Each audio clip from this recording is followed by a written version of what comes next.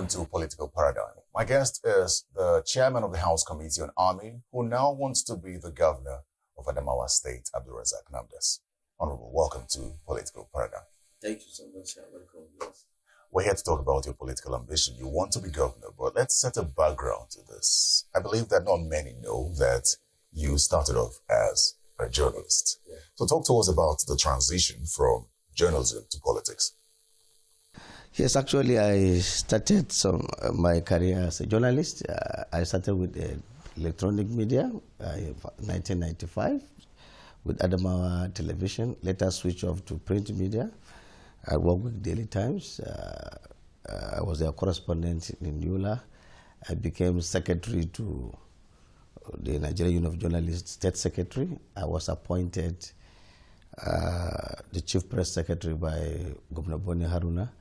And after that, after our 8 years tenure, I decided that, look, it is time for me to also venture into politics, because I've realized that journalists, by the profession, you have the opportunity of interacting with both the high and the low, and we've seen how politicians have actually been faring. And I decided that, look, these people that are representing us, I think I could also do the same. I don't need any resignation here. I was already in the private sector, so let me try my hands on it. And I contested for House of Assembly. When I got the ticket, before we went into general election, Engineer Marcus Gundri, who was the ACN gubernatorial candidate in 2011 elections, decided to upgrade me by picking me as the deputy gubernatorial candidate at that time. And we came runners up second in the election. And from there, the journey started in politics. But it's an interesting journey. It was interesting for me, especially for me as a journalist, just in case I decide at some point. I'm not saying I will, but as a young man at the time practicing as a journalist, what sort of support did you get when you decided to go and jump into politics? You see, when I became the chief press secretary, I was no longer reporting.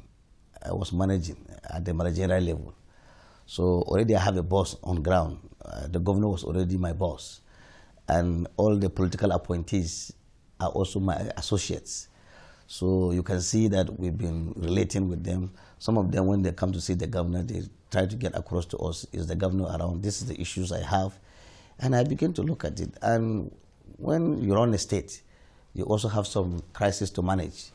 I know that there was an attempt also to impeach my governor at that time, and I know also the role some of us played as media managers at that time, and I saw what happened. Some forces were bent on removing my governor, but again, the members of the House of Assembly stood firmly on his side.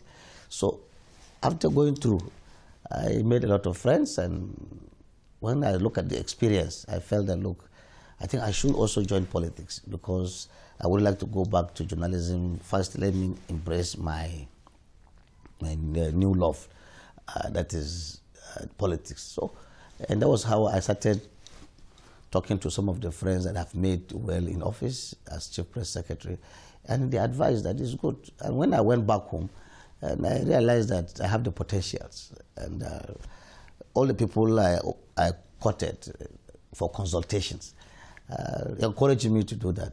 And that was how I started. So that was basically political mentorship that you received Yes. from the governor at the time and Yes. some other. Were there other political heavyweights that you received that kind of support from? Some, say godfathers or something like that? You see, when you have a good boss, you have a takeoff point. And once you seem to be sincere and you have followership, you always get people in politics. What role did former Vice President Atiku play in your political life? Yes, you see, at that time, when you work with Governor Boni Haruna, there is no much differences between working with Governor Boni Haruna and the former Vice President, because this the same political family. Don't forget, it was when the former Vice President was a governor and was elevated to the position of governor, Vice President, that the former Governor Boni Haruna took over as governor of the state. So we had, and he was, until today, one of the most reliable person in terms of having loyalty.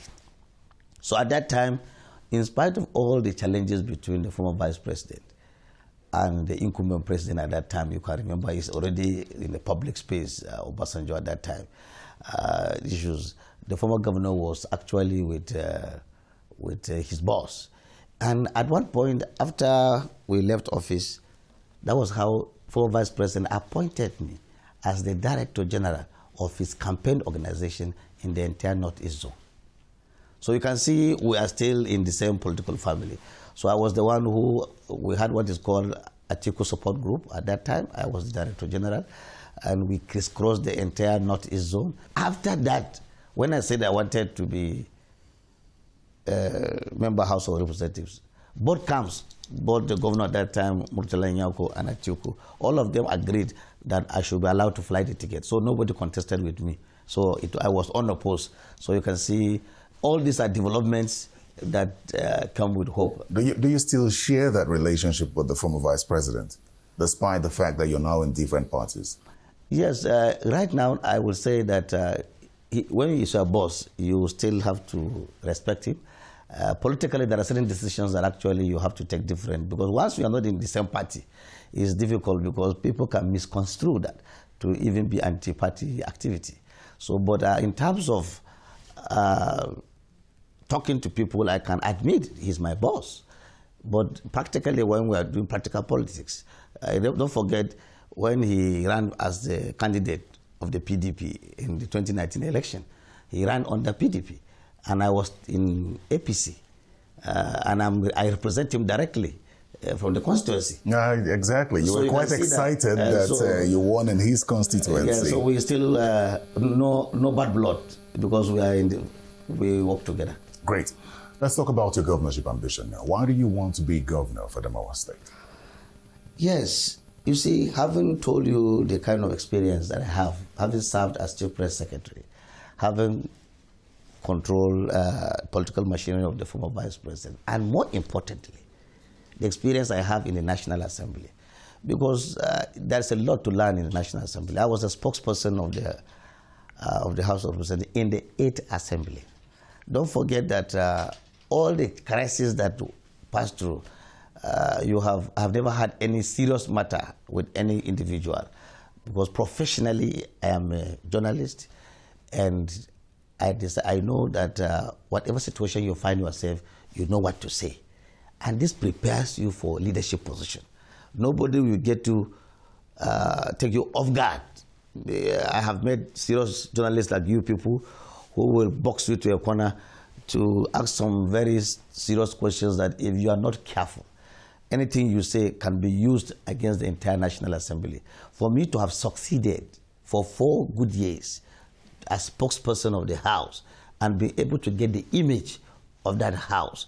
Don't forget the political turmoil that went through when the presiding officers who came under APC later defected to PDP, which brought the relationship between the National Assembly and the executive not good at all. So every day I had to manage issues, and I successfully did that. And don't forget that I belong to other committees also. And in the ninth Assembly, I am the chairman House Committee on Army. And insecurity is one of the major issues at the moment. And I come from the Northeast. So with this experience, and I've been able to go on oversight visits, visit states, interact with people, the security sector, not only the Army, because if you hold this position, you get into a situation where you work with other security agencies. With all this experience, I feel that there is need for me to go back home and be the governor of that state, because one, I know how to restore peace in my state if I'm given the chance.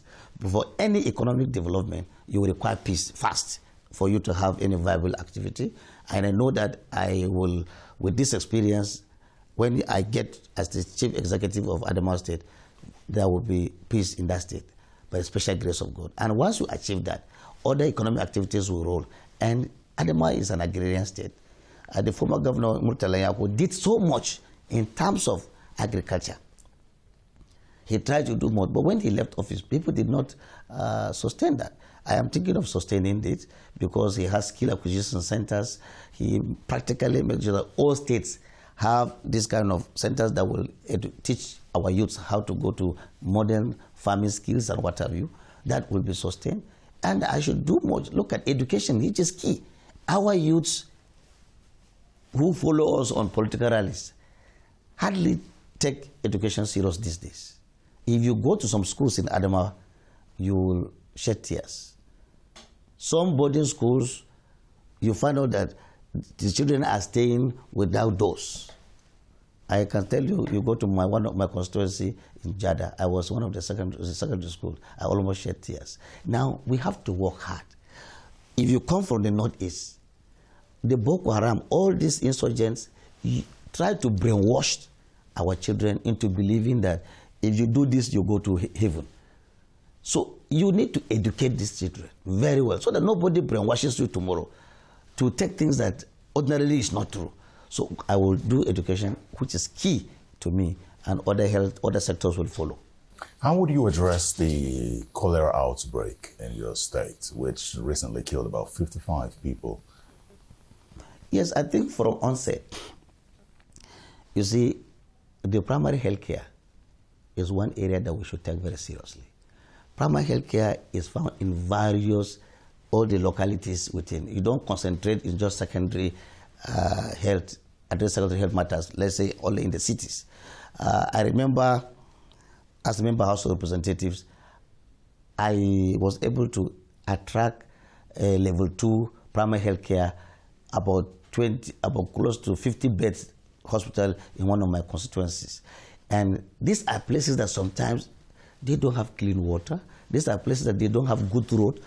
You need to get these facilities in those areas so that they can be managed before they come to the city.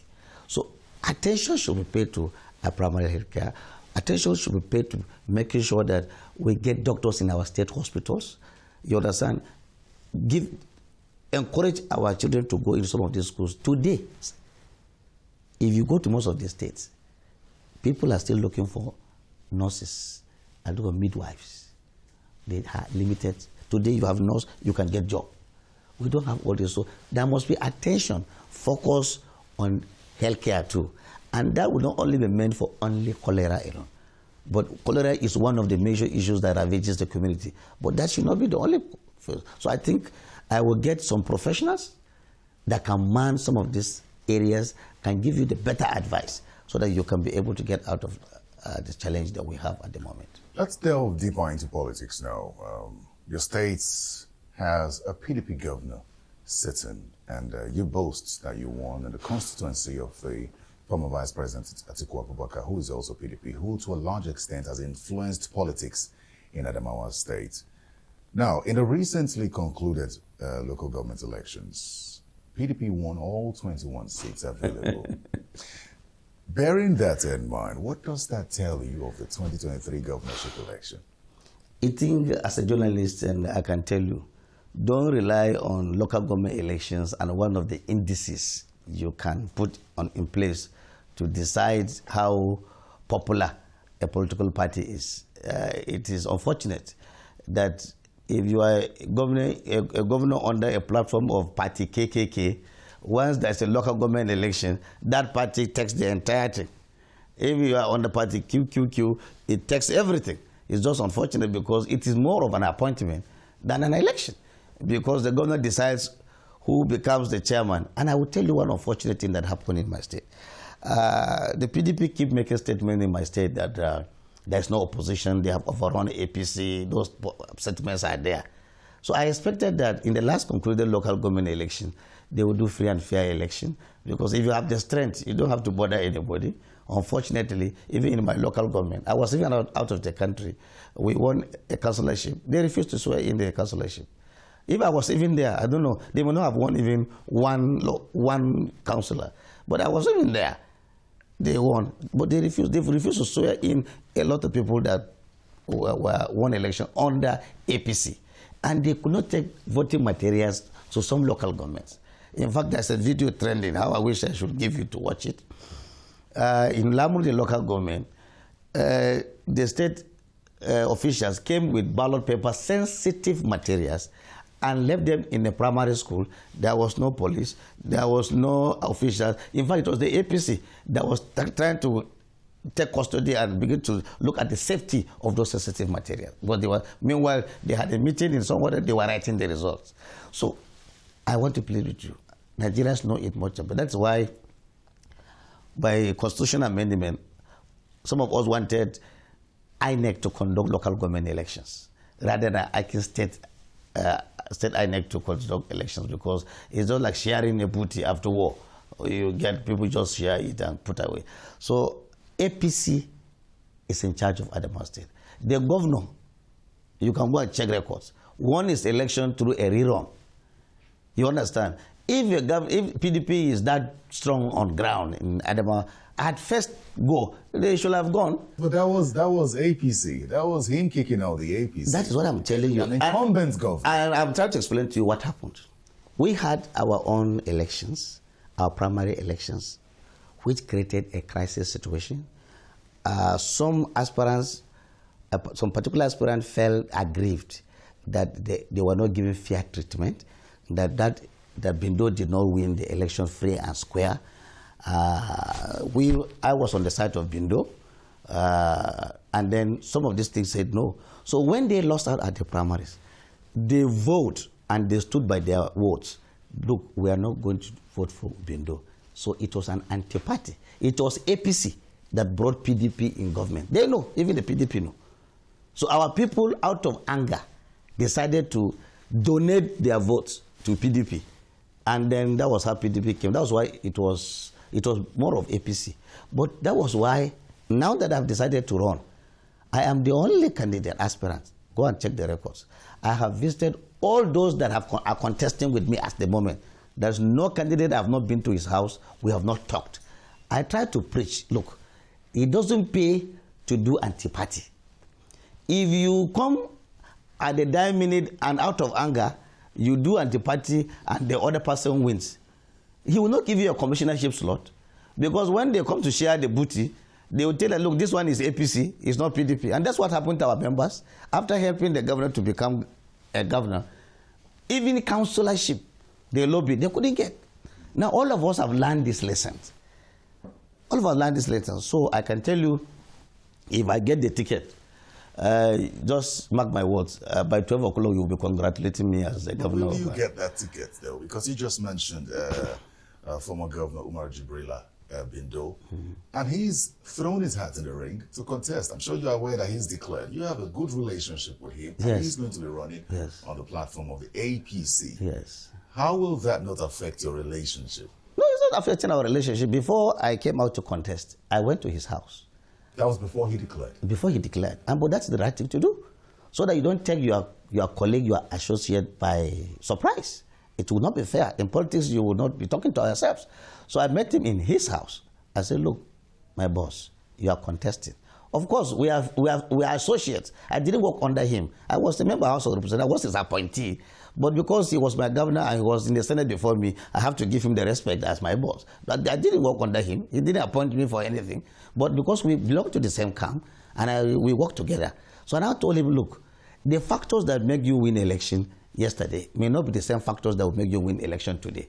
And it's not the same factors that will make somebody win election tomorrow. So now, please allow me to contest so that you can, if you win, I will follow you. Naturally, I've been following you, so I can follow you. But if I win, can you kindly follow me? And we're going to support my candidature. He said yes. Because I cannot allow a situation where all our camp, we allow one person to go to contest. Having realized what happened in 2019, when some people out of anger decided to do anti-party. If they repeat the same scenario, I will have found myself in a difficult situation. So I better also offer myself. It's a primary election. It's a party matter. So if I lose, no problem. I've lost election before. I told you even on this program. I have won election again. So I have tested both sides. It will be risky to allow. So I am so confident that right now, let me even give you a certain example. In my zone, I come from the southern zone. I have 9 local governments, which is the largest in that state. And I'm the only person contesting the office of the governor. Not only in APC, even the smaller parties have nobody has come up from my zone to contest election. In the central zone, they have 7 local governments, and they have close to 9 aspirants contesting. And then in the northern zone, it is, as far as I'm concerned, it's the former Governor Bindo that is contesting. So you can do the mathematics. When the 9 people are sharing their votes, and I'm also sharing my one from the 9 local, because I can guarantee you that that is already in my pocket by the special grace of God. And don't forget, I have already made inroads in both the central and the northern zone. So we will understand. If I will give him the respect that he used to give me if I become governor. Room for consensus? Well, consensus is a good thing. We, as a lawmaker, we even made it in the Electoral Act. But the truth about consensus, it should be from the aspirants themselves. Let me be talking to you. That was why I told you that I have been visiting a lot of people.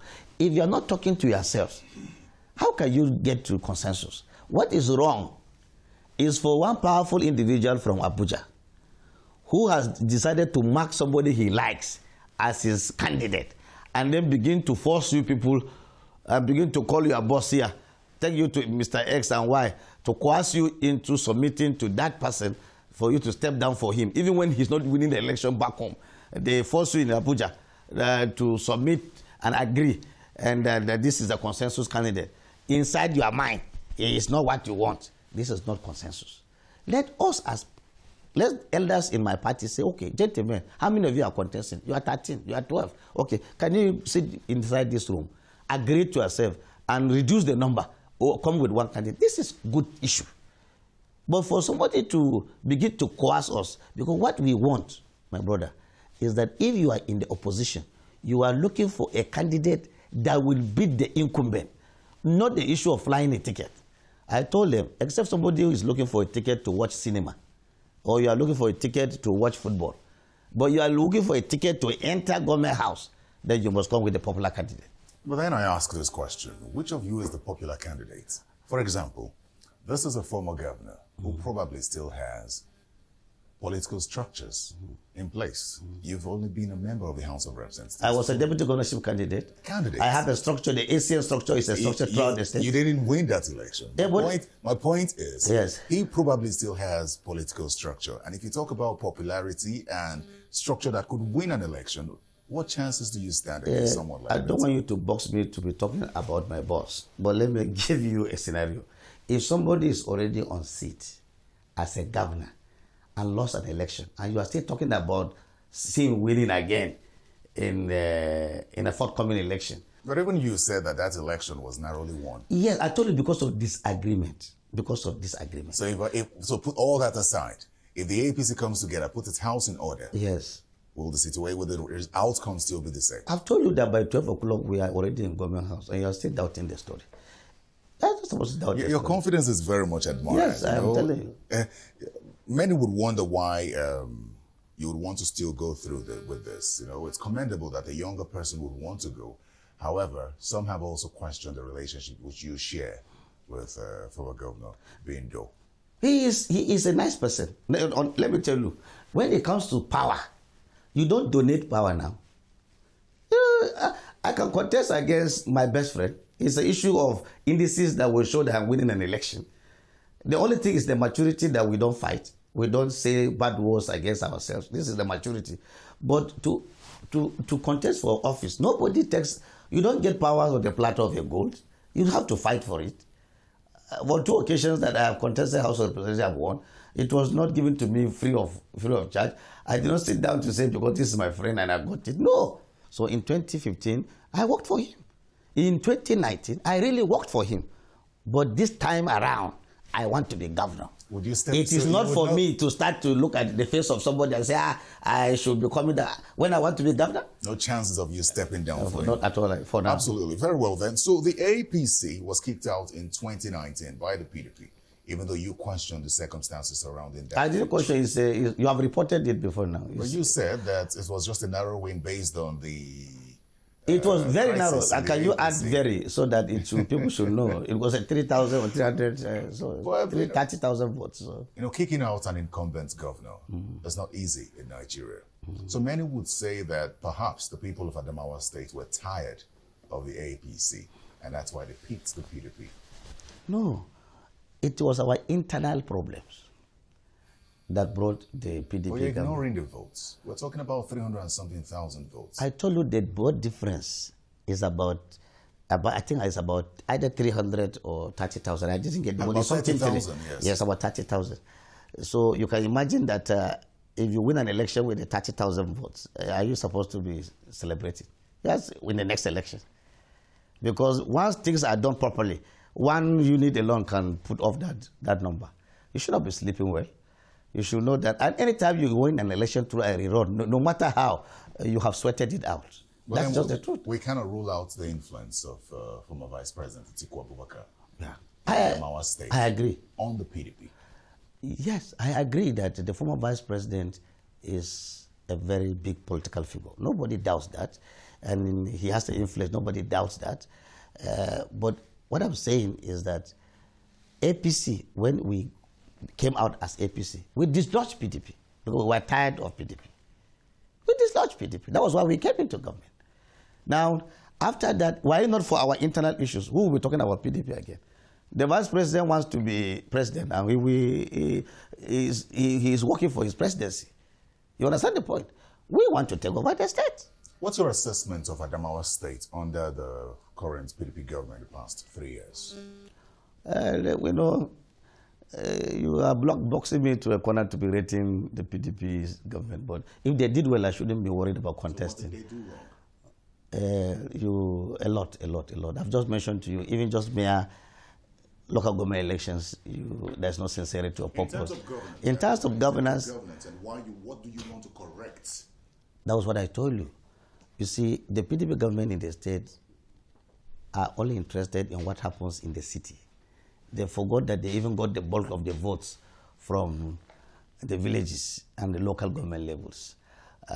If you go to Adamawa State today, there is a very big project in billions that was directed by the state government, which is called the overhead bridge by some people, but other people call it I don't want to mention the name, but you should know that. But I can tell you that we feel that they are misplaced priority. In a state where it's a civil service state, first your attention should be meant particularly in agriculture. And then rural development, the healthcare sector you talked about. These are things that you must address very squarely. And people will know that, look, there's governance. The man in the village will have a feel of what government is all about. But if you just concentrate your development in the city, ignoring the challenges in the villages, then I don't think you are running a government. We have some, whether you like it or not, if you become governor, the capital city you must touch it. There's no doubt about that. But more attention should be made to the people, rural areas. As I talk to you as a member of House of Representatives, this common borehole, this manual borehole, I'm not even talking about the big ones, the manual ones. People are still queuing up, giving us the names of villages just to bring up potable water for them to drink. The challenge we are faced with. So as a governor, you should know that this is a big challenge. Then you have people who just ordinary, during antenatal, during pregnant women, will just die, they cannot afford small health care. In the time of Murtala Mayere Nyako, there was free medical care for pregnant women and children between the ages of 1 and 5. You go there, you get them. This thing we don't have now. So you have to place governance at that level. People must be respected, must be given their due. You don't listen to people who are commission agents who can talk speak good English, sweet Hausa, and talk to you, convince you that give me this project because they want to get something. I think that's not, we look at development from a holistic point of view. How about security? How's security in the state? Because it would seem that Adamawa State has been relatively peaceful.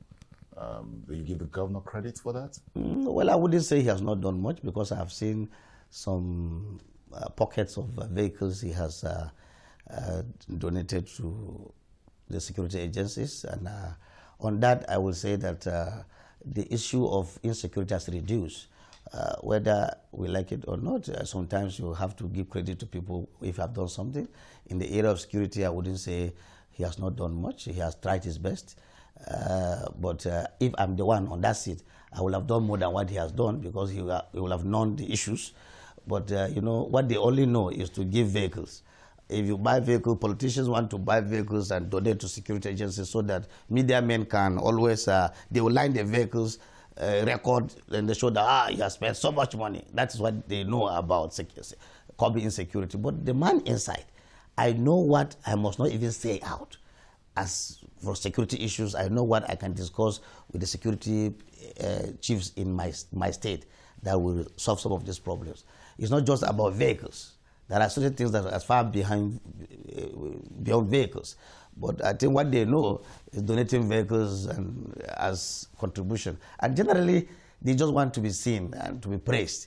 That's why if you go to some states, primary schools or secondary schools that are on the main road have been facelifted, well-built, renovated. For me and I, when we pass, you can see. If you go inside the bushes, you will see those schools. So I know the things. We will do better. If I get there, it will be a different ball game altogether. But that's also been a topic for debate for many people, considering the fact that state governors do not control the security apparatus. And the best they could possibly do is create engagements or possibly donate these vehicles. What else can a state governor do besides that? You see, let me tell you why people are always getting these things wrong. I agree that the state governor has to always feel that he doesn't have complete power over commissioner of police, brigade commander, and what have you. The truth is that it is only when things wrong like this that governors complain. Outside it, have you ever had any complaint? During the elections, have they ever complained? You only see in the 36 states, only one state will be complaining that federal government did this or this, that. They are the ones using the security apparatus in the state to their advantage. Not to my advantage. They are using it. But when they have small issue, that's when they blow. And that's not the right thing to do. First, if you are the chief executive of your state, you have to build a good relationship with the security chiefs. Not only at your state level, but also at the national level. You understand the point?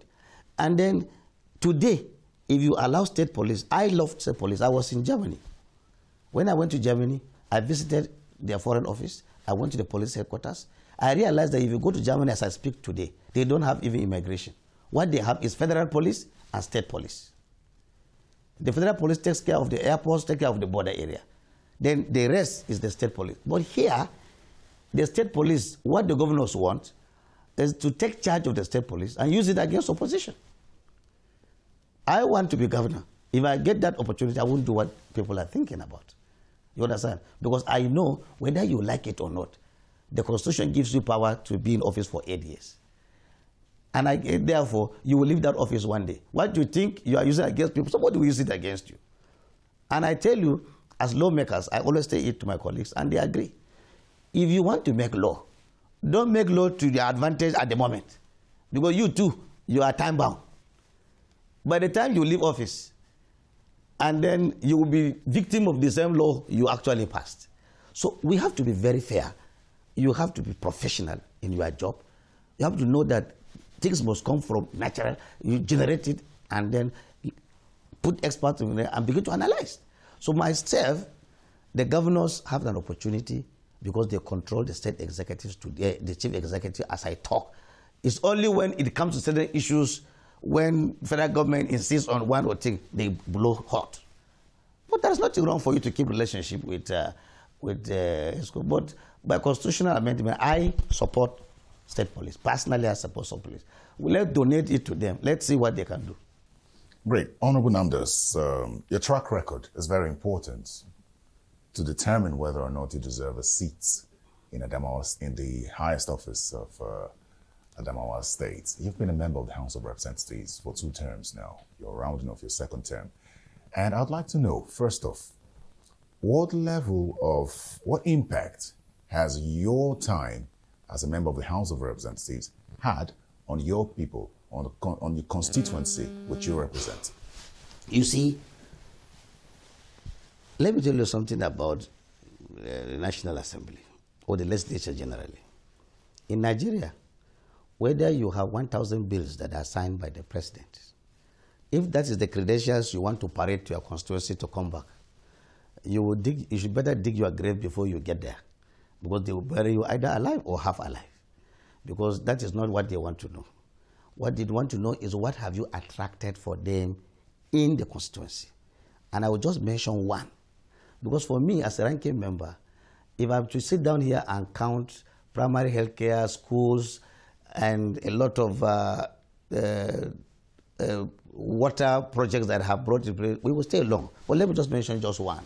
And this, I thank God the Nigerians and people in constituency are listening. There is a road connecting my 4 local governments that I represent. Maebelwa, Jada, Ganye, Tongo. That road was in bad shape for over 20 years. When I came to National Assembly, I had to go and seek and dig the history of that road. I made a motion, met with the former speaker, Dogara at that time in the 8th Assembly, that look, this is the state of my road. Please, can you provide me with certain amount of money in the budget? And the certain amount of money was brought for me in the budget. And we had to go and then quickly do what is called design. Because roads are like houses. Just like you have beauty plan to build, you have to do a design of the road. So we quickly did design, and I did the motion. I pursued it with the executive. The present SGF also played a very prominent role. Today, that road, the president awarded it at the sum of 22.7 billion. Now, that road is almost half completed. In fact, it was the road that the special grace of God made me to come back in the second time. Because anytime you are going to my village, you will be thinking of crying. For some of us that are Muslims, if you leave my village in the night and you come to to Yola, you will not say the morning prayers because of the way you will have suffered. So, but this one alone is something that my people are very much grateful. For over 20 years, we've been applying that bad road. And that is, forget about the interventions. And once you have road, you see, when we were reading economics in secondary school, they say mention factors of location and localization of industry. They say one is road. So let me stop here. You know that when you have road, other issues will always naturally flow. So my brother, I have done that, and I've empowered a lot of people, so much so that including security issues I've been able to deal with. So I think I have done so much. Good thing you mentioned the empowerment aspect of your responsibility as a lawmaker, because it's been another topic of debate concerning how these empowerments are carried out and what exactly these empowerments are. What is empowerment to you? When you say you empower your people, what does it mean? What do you do? Yes, you see, we are rural areas. We come from rural areas. What you think may not be something meaningful to you is meaningful to the man in my village. We have to bring out what they can be able to use to sustain themselves. Now, one, we provide sometimes motor vehicles, we provide tricycles, we provide certain machineries, block molding machines, depending on what some crafts that can help somebody start something. And that they have been appreciated, because sometimes again we train them on certain crafts. So I have done almost all this, because if you don't do that, it's unfortunate you will not get the results. And people have criticized that why should we be giving motorcycles, giving vehicles that are causing problems? It's because you are in the city. If you go to the village, there are people that today, 5,000 naira that you see as no money, it will take somebody 3 months to get 5,000 naira. That's just the truth. Don't think because we are very comfortable here, everybody is comfortable downstairs. So this is what we do to help our constituents. But I'm curious, earlier on you talked about education and how important it is to help prepare your people for tomorrow, because they are being brainwashed by the terrorists. Yeah. Well then, have you empowered your people with education? I have a different approach to empowering education. In my place, there are people who embark on scholarship, provision of scholarship for students. But that scholarship, to me, I feel the approach is not the best. You cannot line up children in school, both higher institutions, and then give them 10,000 naira flat rate and call that scholarship. To me, it's not the best. Because sometimes if they get the 10,000 naira, as they leave the scene, that 10,000 naira will spend before the man gets into his house. So it's not scholarship. What I do is that I look at schools that have issues. Like the first I started in my constituency in Tola, there was a school that is called a science school. That science school as government is a science school, but for over 10 years, they have never had practicals of either chemistry, physics, or biology. They will call it practicals, but they write theory because they don't have all the lab equipment. So when I discovered that, my SLA happens to be one time a lecturer in the College of Education and a master's degree holder. You can see the level of people that are working with me. Now, I asked him, let's have a committee, get lab equipment for biology, physics, chemistry. And we donated that. Later, when we realized that problem, we selected over 6 schools and we supplied some of these laboratory equipment to help them study and then ask them to get good students, teachers to come and teach. This is the way you can help. And sometimes you have to renovate and build other classes or buy writing materials and supply so that for the whole people to benefit. If you allow politicians to rely on scholarship, some of them will give it to their brothers. In fact, they will give it to non-students because you won't be there when these things are done. You won't be there because when they bring lists of 1,000 people, before you start screening one by one, you will even have issues with their constituents. You understand? So giving 10,000 flat to me, I'm not saying the money is not good, but sometimes 70% of our pupils do not use it for the purpose for which it is meant. And in our days, scholarships are taken to you in the school so that you use this in the school. In the days when I was a student, I remember the Adama state government will say, oh, this time our scholarship officials are around. You go and line up. But now, they will even choose when students are at home, when they are on strike, to give scholarship. So I think we have to have an approach. Your statement on politicians, trying to move certain opportunities to the people draws me to this question. The Special Public Works Program of the federal government, which was supposed to touch every local government, has it had an impact in your constituency? Actually, I would say yes, it did, but it has some challenges. Normally, when you have a program, when you test run it, you try to improve on the program. It really helped. As I told you, 5,000 can be something meaningful to the village. So when you come with 20,000 or 30,000, it's still good. My only problem is that sometimes when they do data capture and then you finish, you expect the money to come in the next 1 month. You will not see the money till after 6 months, when even the person you have captured has forgotten about it. And we have situations where people they tell you to check your handsets so that you can see alert and whatever.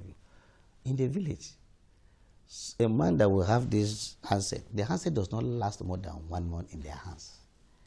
Because when he's broke, he will sell the handset to earn a living. And tomorrow, if he goes to farm and is able to get something, he'll buy another handset. So if you have a program for the rural man, don't waste time. If he does his data capture today, and you have program, you say you want to send money to them, please, in the next 1 or 2 months, do that. But sometimes it takes 6 months before you get the money. And to the extent that the constituents are even not very comfortable with us. Because each time we will take their names, that we are going to do this program, they will start telling you, like, look, I will not give my name. How many names have you collected? I've not seen anything yet. You will see the money. The program will come, but it will not come at the right time. So I think there is need for people that are managing those things, that they should be up and doing. They should keep this thing alive, and then they should look at the time frame so that people do not get shortchanged anyhow. Let's talk about your time as a member of the House of Representatives. Your first term, you were the spokesperson of the House. Second term, you were the chairman House Committee on Army. You've experienced 2 different sets of leadership. What's your assessment of the 8th House of Representatives and the 9th. I ask that because while you were running for Speaker of the House in the second term, you said you're trying to change the narrative, the perception of the National Assembly. How would you assess the National Assembly? Has there been an improvement from the 8th Assembly or not? Yes, I think the 8th Assembly was to some extent full of crisis. We achieved a lot. The 8th Assembly had the largest number of turnover of bills. This is the truth. But there was a lot of crisis. And that was why I have to be very careful on how to manage the image of that house vis-a-vis what is happening in the executive. Ordinarily, anything you comes out with it on the floor of the house, the executive views it with some kind of suspicion. And sometimes the thing does not get signed. And if the president eventually signs anything, the comments he will make after the signature, you will have to work another 3 months to be able to solve the problem with Nigerians. But the 9th Assembly, the truth is that we have a good relationship between the executive and the legislature. We are almost on the same page. And we were able to pass some very, very important legislations. Look at the PIA Act, the PIA Act now. So you can imagine when it was PIB, how many years? Now, this time we have been able to achieve that. It's something that is so great. And each time the executive wants to talk to us, they even had a committee called the tripartite committee between the legislature, the executive, and even the party. So that committee exists. If we have certain challenges, the party official will come alongside with the ministers and the executive and then the legislature. We try to iron it out. And that is good because in a developing democracy like ours, you don't encourage all the time fighting because time will not be on their side. People will be losing out. So sometimes it benefits to be on the same page. That does not mean that once in a while you will not have issues. Anybody who is expecting that we should be having correct issues all the time is not also the legislature. The day you find the legislature and the executive not quarreling, you should be checking the dictionary. Something is wrong somewhere. So we should be worried about it. So, but I think we have done well in this direction. Very well then, Honorable. We're almost at the end of this interview now, but let's talk about the presidential election. Yes. It's very key. We will have a new president in 2023. Of all the APC candidates, is there anyone that you believe stands out? Yes, I have. I don't sit on the fence. I am one man that will tell you the truth. I am with Tinubu. As far as I'm concerned, Tinubu will make a good president. When you have somebody who has mentored a lot of people, he has an eye for identifying leaders, who has the mentor. If you come to the National Assembly, 40% of them, if not 50, are members that he has brought through, he has mentored in the National Assembly. Talk of how many people he has influenced to be ministers, including bringing in a vice president, certain vice president. So if you are not that selfish, and apart from that, when you have the struggle and you have the experience, and you look at what the man did in Lagos, you have no option. But to me, I don't sit on the fence because, you see, it's not good as politicians. Take your decision. If you lose election, that's God provides that you are losing. If you win, you are losing. But our politicians, some are trying to read the scenario. If it is X that is going to win before he talks that he is for me, write it down. I am for Bola Ahmed Tinubu. He is the man that will take Nigeria out of the situation we have, or we continue with the projects of the president. And giving my vantage position again as member of National Assembly, when I look at the people that are contesting, side by side with the person I know some 20 years ago, I don't have to start guessing the answer. So you think he stands a better chance than, say, from the Vice President Oshibanjo or say... I don't want you to come down to names. I say he's the best at the moment. So when you choose the best, you don't have to bother yourself. I'm just trying to point out those who are... I don't want to go there. I just have to tell you that I save you the time now. Well, then, there are people, you're a younger person, and there are some who have said that he is too old to be running for president, and also there are concerns about his health. Do you know the age of Joe Biden in America? Where we are copying the Democrats. Do you know his age? He's even senior to Bola Ahmed Tinubu. At one point, he has to go to a hospital and then also allow his vice president to He's act. also facing some criticism in the U.S. It is good to have criticisms. Well. As a human being, allow yourself to be criticized. As a politician, allow yourself to be criticized. Don't take on a position where you feel that all things being equal, you are the best and you can't be criticized. We are not saying younger people should not contest election. You have to bring yourself forward. Yesterday, I was watching Channels Television. I saw one young man trying to be senator at the age of 36. He brought himself out. Nobody pushed. Nobody said don't come. And nobody has asked any other younger person not to come out. And the way he spoke with confidence, I was also impressed with the way he spoke. The way he spoke, I was encouraged.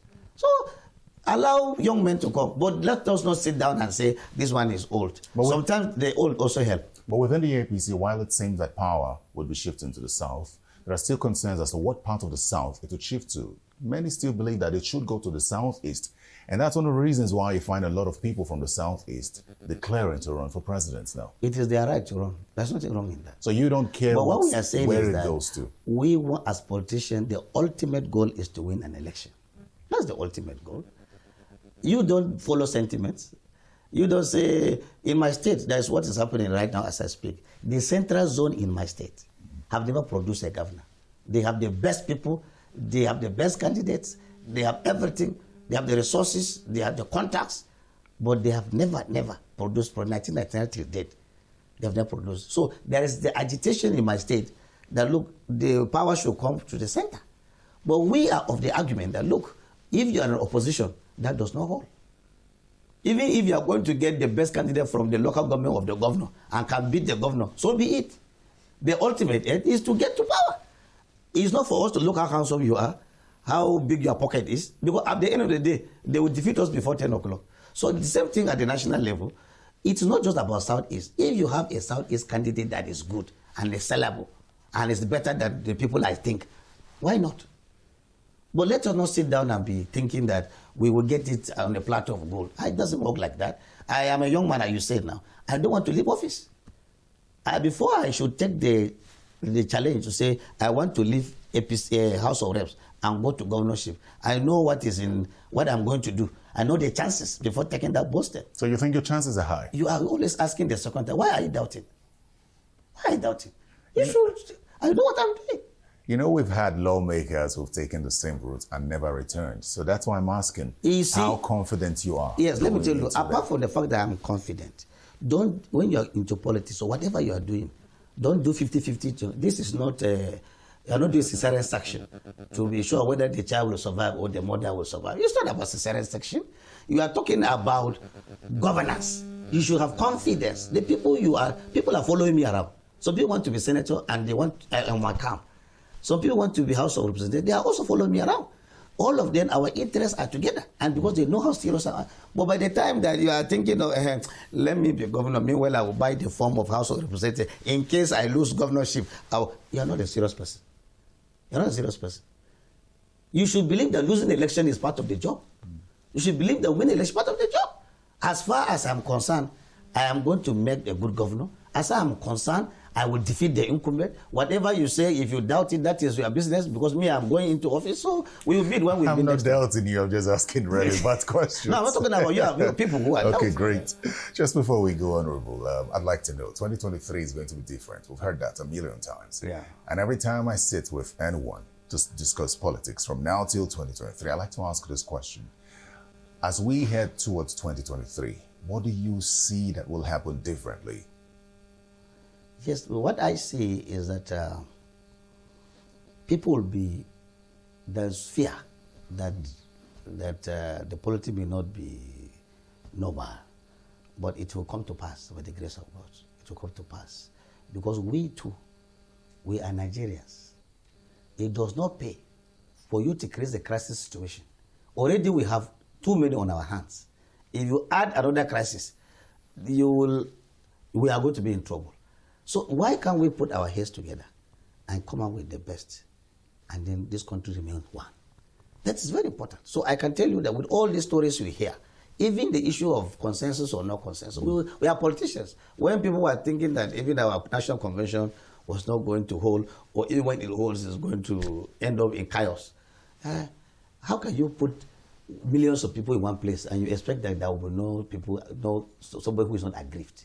But the maturity is that percentage. Even when you go to the next world, sometimes we agree that we have to look at the way whether your good deeds are higher than the bad deeds. So we have hope. So I can tell you that we get this thing right, Nigeria will remain, and a good crop of leaders will come out, and the situation at the moment will change. Honorable Abdulrazak Namdas, thank you very much for coming to speak with us on Political Paradigm, and good luck with your ambition to be governor of Adamawa State. Yes, I appreciate that statement. Well, that's Political Paradigm. Thanks for your time. Remember, you can catch this episode and others on YouTube. Search Channels TV Political Paradigm, or go to channelstv.com. I'm Terry Ikumi. Goodbye.